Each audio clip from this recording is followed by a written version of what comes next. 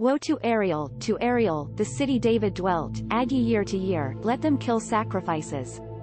Yet I will distress Ariel, and there shall be heaviness and sorrow, and it shall be unto me as Ariel.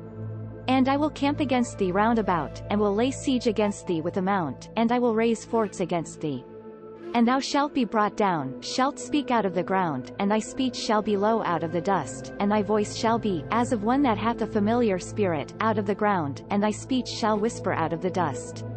Moreover the multitude of thy strangers shall be like small dust, and the multitude of the terrible ones as chaff that passeth away, yea, it shall be at an instant suddenly. Thou shalt be visited of the Lord of hosts with thunder, and with earthquake, and great noise, with storm and tempest, and the flame of devouring fire.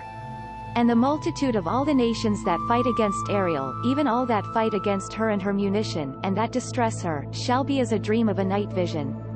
It shall even be as when an hungry dreameth, and, behold, he eateth, but he awaketh, and his soul is empty, or as when a thirsty man dreameth, and, behold, he drinketh, but he awaketh, and, behold, faint, and his soul hath appetite. So shall the multitude of all the nations be, that fight against Mount Zion.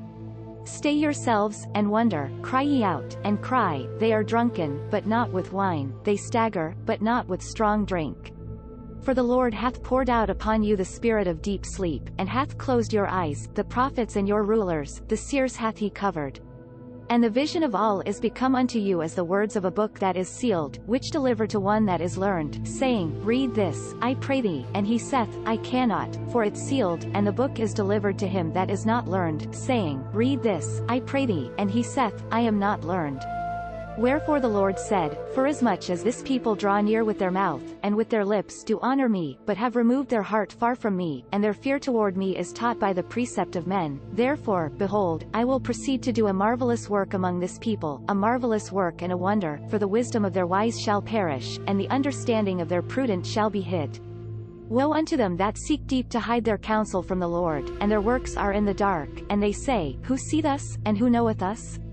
Surely your turning of things upside down shall be esteemed as the potter's clay, for shall the work say of him that made it, He made me not, or shall the thing framed say of him that framed it, He had no understanding?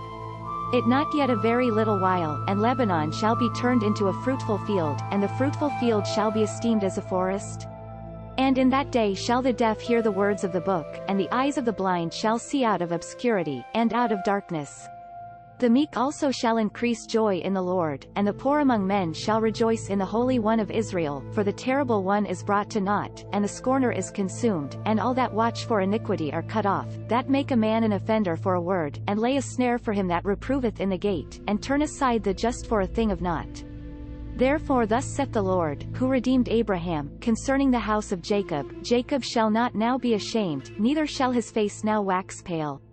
But when he seeth his children, the work of mine hands, in the midst of him, they shall sanctify my name, and sanctify the Holy One of Jacob, and shall fear the God of Israel. They also that erred in spirit shall come to understanding, and they that murmured shall learn doctrine. This content was provided by angelotricarico.com. Subscribe to the channel for more stories.